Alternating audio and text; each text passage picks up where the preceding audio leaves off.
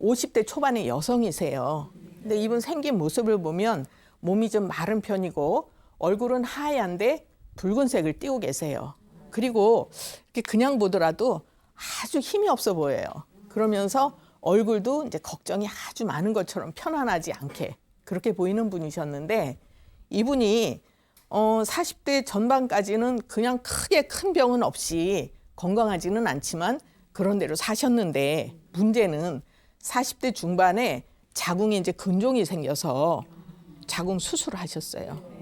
많이들 수술하시잖아요. 그러면서 이제 몸이 급격히 나빠지게 되신 거거든요. 그리고 이제 50이 넘으면서부터는 맥을 출 수가 없이 기운이 자꾸 지치고 또 집안일을 좀 하려고 해도 힘이 드니까 청소 하나를 하더라도 하다 쉬다 이거를 이제 반복을 하셔야 돼요. 그러면서 만사가 자꾸 귀찮아요. 그러다 보면 이제 외출하고 싶지 않죠. 네, 그래서 이제 외출도 안 하고 그러다 보면 집안에 혼자 있게 되니까 누구하고 얘기를 안 해요. 그죠? 혼자 있으니까. 그래서 자꾸 말을 잊어버리는 것 같다. 그리고 이제 식구들이 밤늦게 들어와도 그냥 기본적인 얘기만 해요. 밥 먹었니? 뭐 이제 힘드니? 이런 정도. 그러면 대답도 그냥 yes, no. 네, 아니요. 그러다 보면 대화가 자꾸 없어지면서 이분은 점점 더 우울해지는 거예요. 그리고 기껏 이제 와서 뭐 힘든 얘기 조금 하면 아이들이 엄마 왜 그래? 병원에 가봐. 이걸로 끝이에요. 그런 가정 많을 거예요. 근데 아이들은 또 그만큼 힘드니까 그럴 수도 있죠. 그러면 이제 엄마는 이해를 자꾸 하려고 바쁘게 늦게 들어오니까 신경 써줄 여유가 없나 보다 하고 이해는 하지만 마음은 서운한 거는 있는 거죠. 그리고 이제 일주일 내내 얼굴만 그냥 한번 보기도 힘들어요. 아이들 이제 늦게 들어오잖아요. 그러면 기다려요, 늦게까지. 그러다 이제 깜빡 잠이 들었다가 일어나서 방에 가보면 들어와서 자고 있어요. 또 아침밥 차려놓으면 입맛 없다, 힘들다, 그냥 가요. 그렇죠. 아주 강하게 긍정을 하셨어요. 그러니까 우리가 지금 그러고 살아요. 그러다 보니까 이분은 자꾸 이제 세상에는 나 혼자인 것 같아요. 그리고 슬프고 외롭고 또 자꾸 우울한 생각이 이제 심해지면서 인생이 뭔가 이렇게 이제 허무해지는 거죠. 그리고 생각이 이제 조금 더 극단적으로 가면 가족들이나 이 세상에 나는 이제 더 이상 필요한 존재가 아니야. 그런 생각이 들어요. 그러면서 이제 자꾸 마음이 우울해지니까 이분이 이러면 안 되겠다 해갖고 신경과 가서 이제 진찰을 받았더니 우울증이라고 진단을 받았어요. 그래서 이제 약을 좀 몇 가지 받아와서 드시는데 그걸 딱 한 번 드시니까 자기가 멍하면서 바보가 되는 것 같으더래요. 그러니까 그것도 아니다 싶어서 이제 그냥 생활을 하시는데 문제는 이게 제일 두려운 거예요. 그래서 이제 저를 찾아오셨거든요. 이제 우리가 이렇게 생긴 모습이 몸이 마르고 얼굴이 하얗고 붉은색을 띄었다. 이런 분들은 선천적으로 체질이 좀 허약한 사람에 속해요.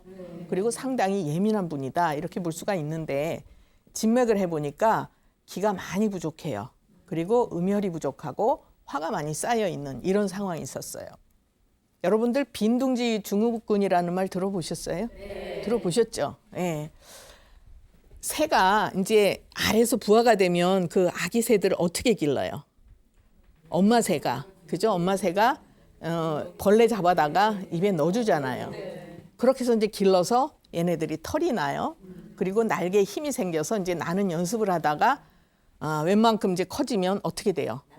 그렇죠. 다 둥지를 떠나게 돼요. 둥지가 비게 돼요. 사람도 마찬가지죠. 어렸을 때는 엄마가 다 해줘야 돼요. 먹여주고 입혀주고 씻겨주고. 그런데 얘네들이 커서 학교 가고 사회생활을 하고 그럼 이제 엄마 품에서 떠나게 돼요. 엄마 혼자 남아요, 집에. 예. 그래서 요때가 또 바로 갱년기하고 맞물리는 시기가 되면 증상이 훨씬 심해지는 거예요. 그러다 보면 정신적으로 자꾸 황폐하게 되는 거죠. 제가 이제 전에도 가끔 말씀드리지만 자궁은 여자들한테 뿔이에요. 네. 그런데 이제 기능이 좋지 않아지거나 또는 자궁 수술해서 없어졌어요. 또 폐경도 자궁이 더 이상 기능을 안 하는 거예요. 그러다 보면 정신적인 면에 영향을 크게 줄 수가 있어요. 특히 자궁 수술을 하면요. 나무에서 뿌리를 없앤 거예요. 그 나무가 편안하게 서 있을 수가 없어요. 그래서 특히 자궁 수술한 분들도 이런 정신적인 문제가 오는 분들 많아요.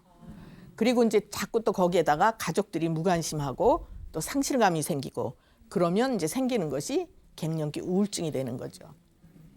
그래서 이제 이분은 체력도 딸리고 음혈도 부족하고 화도 많이 쌓여 있고 그러면 우울증을 치료하는 것이 아니라 그거를 보충을 해주죠. 체력을 보충하고 음혈을 보충하고 화를 풀어주고 그런 치료를 해드리는데 문제는 약이 100% 하는 게 아니에요. 그래서 제가 아주 간곡하게 부탁을 드렸어요. 무슨 부탁을 드렸냐 하면 좋아지려는 거는 이제 본인의 노력과 의지가 굉장히 중요하다.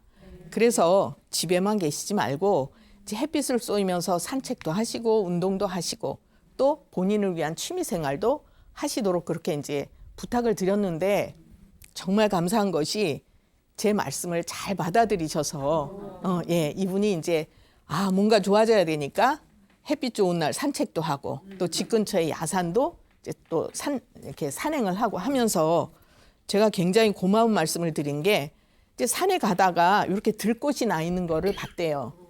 앉아서 그걸 들여다보니까 장미만 이쁜 게 아니라 그 들꽃이 너무 예쁜 거예요. 이분이 그걸 보면서 뭐라고 느꼈냐면 세상에는 참 아름다운 게 많구나. 그리고 본인이 이제 노래 좋아하니까 구청에서 하는 이제 노래 교실도 다니시고 이렇게 하다 보니까 자꾸 이제 재밌어진 거죠. 나를 위해서 살게 된 거예요. 그래서 치료는 이제 좀 시간이 걸렸지만 이분도 노력을 하시고 저도 또 같이 노력을 하고 해가지고 그 빈둥지에서 나와서 건강을 되찾으셨어요. 이분이 이제 한참 치료를 하고 저를 찾아오셔서 처음에 오셨을 때하고는 전혀 다른 모습으로 오셨어요. 아주 딴 사람처럼 명랑해지고 그러면서 뭐라고 하시냐면 원장님 이제 저 혼자서도 잘 놀아요. 얼마나 고마워요. 이게 눈물이 찔끔 날 만큼 이제 고마운 거죠. 그래서 자기 자신이 소중하다고 생각해야 돼요. 그리고 내가 나를 사랑해야 돼요. 나를 사랑하지 않으면 아무 누구도 나를 사랑해 주지 않아요. 그죠? 자기를 존중할 줄 알아야 돼요. 그래서 이분은 그런 노력을 하셨기 때문에 다시 행복해지신 거예요.